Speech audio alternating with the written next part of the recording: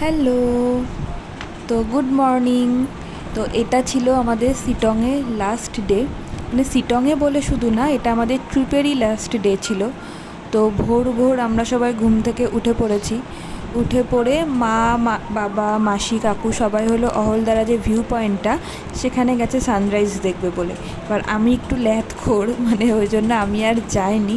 আমি তাই আমাদের হোমস্টেটারই এই পাশটাতে একটুখানি ঘুরছিলাম। মানে এত ভালো লাগছিল ঘুরতে, তোমরা দেখো জাস্ট, এটা মানে 5:30 কি 5:45 এরকম বাজে ভোরবেলা। এত সুন্দর শান্ত পরিবেশ, আর মানে কিছুক্ষণ ওখানে দাঁড়িয়েছিলাম, একটুখানি হাঁটছিলাম, এত ভালো লাগছিল, মানে মনে হচ্ছে যেন এখানেই থেকে যায়, এত সুন্দর একটা পরিবেশ। আমরা তো সচরাচর মানে যেসব জায়গায় আমরা থাকি সেখানে তো চারিদিকে শহরে একটু মানে কোলাহলটা বেশি, কিন্তু এখানটায় এত নিরিবিলি নিশ্চুপ, চারিদিকে শুধু সবুজ আর পাহাড়, এত ভালো লাগছিল কি আর বলবো। যে বেশ কিছুক্ষণ ওখানে হাঁটছিলাম, তো ঠান্ডাও ছিল মানে, কিন্তু আমি সোয়েটার পরিনি কারণ যথেষ্টই ল্যাথখোর আমি, মানে সোয়েটারটা পরতে যেতেও আমার মানে ল্যাদ লাগছিল। যাই হোক, খানিকক্ষণ ঘুরে টুরে আমরা মানে আমি ফ্রেশ হয়ে স্নান টান করে আমি চলে যাই মা বাবার কাছে, অহলদারা ভিউ পয়েন্টে। ওখানে যাই, ততক্ষণে তো সানরাইজ হয়ে গেছে। তো ওখানেও এত নিশ্চুপ, তখন কটা বাজে, ম্যাক্সিমাম 6:30 বাজে হয়তো, কিন্তু ওখানটাতেও দেখো চারিদিকটা কি সুন্দর লাগছে দেখতে। ওখানেও কেউই ছিল না, আমরা ছিলাম আর ওইখানকার হোমস্টের জাস্ট কয়েকজন ছিল মনে হয়। এত ভালো লাগছিল। যাই হোক, সেখান থেকে হোটেলে ফিরে হোমস্টেতে ফিরে আমরা কাঞ্চনজঙ্ঘা দেখতে পাইনি বলে খুব দুঃখ করছিলাম, কিন্তু দেখো এখানে দেখা যাচ্ছে না, দূর একটা সাদা ওয়েভ দেখা যাচ্ছিলো, ওইটা অ্যাকচুয়ালি কাঞ্চনজঙ্ঘা, মানে হালকা একটু দেখা দিয়েছিল ট্রিপে এসে, মানে ওই প্রথম ওখান থেকে একটু আমরা কাঞ্চনজঙ্ঘা দেখতে পেলাম। তারপরে আমরা আর ব্রেকফাস্টটা করিনি, ব্রেকফাস্টটা প্যাক করে নিয়ে আমরা বেরিয়ে পড়ি। তো প্রথমে আমরা যাই লেপচা জগতে, যদিও আমার নামা হয়নি, কিন্তু তোমরা মানে যদি যাও ওখানে প্লিজ নেমো। লেপচা জগতে যে পাইন ফরেস্টটা খুবই সুন্দর, তোমরা অবশ্যই যেও। তারপরে আমরা সেখান থেকে গেলাম নেপাল আর ইন্ডিয়ার যে বর্ডার, যে সীমান্ত এলাকাটা, ওইখানেও আমরা বেশ কিছুক্ষণ সময় কাটালাম। সময় কাটানোর পরে আমরা ওখানেই ব্রেকফাস্টটা সারলাম।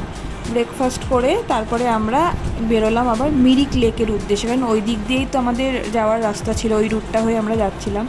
তো মিরিক লেকটাও বেশ সুন্দর, অনেকটা জায়গা নিয়ে, সাইড দিয়ে পাইনের বন রয়েছে, আর এই বোটিং করার তো প্রচুর জায়গা রয়েছে, লেকটা খুবই বড়। তারপরে আমরা লেকের ওখানে কিছুক্ষণ সময় কাটালাম। বোটিং অনেকে করছিল, মানে আমার বোটিং করা হয়নি, আমি জলে একটু ভয় পাই, মানে বোটিং করা হয়নি ওই জন্য। আর ওখানে কিছুক্ষণ সময় কাটিয়ে তারপরে আমরা যাই হলো পশুপতি মার্কেটের উদ্দেশ্যে। তো পশুপতি মার্কেটে আমরা যেখানটাতে গাড়িটা তোমাদের দাঁড় করাবে, সেখানে এই যে দেখো এই জায়গাটায় তোমাদের হলো আইডেন্টিটি চেক করবে এক জায়গায়, তার সামনে আর একটা জায়গা আছে, ওখানটাতে আধার কার্ডটা চেক করবে, আর ওই জায়গাটায় আধার কার্ড নিয়ে নামগুলো যে কোনো একজনের নাম, ঠিকানা, ফোন নাম্বার সব লিখে নেবে। তারপরে আমরা ওখান থেকে গাড়ি দাঁড়িয়ে থাকে সারি সারি, ওই গাড়িটা করেই তোমাদের আসতে হয় ভেতরে।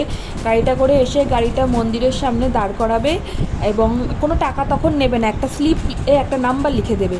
ওইটা তোমরা এখান থেকে মন্দিরটা দেখে তারপরে আস্তে আস্তে ওখান থেকে মার্কেটটা শুরু, মানে আস্তে আস্তে নিচের দিকে নামবে, পুরো মার্কেটটা রয়েছে। মার্কেটটা দেখার পর নিচে অনেকগুলো গাড়ি দাঁড়িয়ে থাকে, ওখানে কোনো একটা গাড়ির ড্রাইভারকে আবার ওই স্লিপ দেখালে সে তোমাকে আবার ওই ওপরে যেখান থেকে প্রথমে গাড়ি ধরেছিলাম সেখানটায় আমাদের নামিয়ে দেবে, আর সেই গাড়িওয়ালাকে তোমাদের টাকাটা দিতে হবে।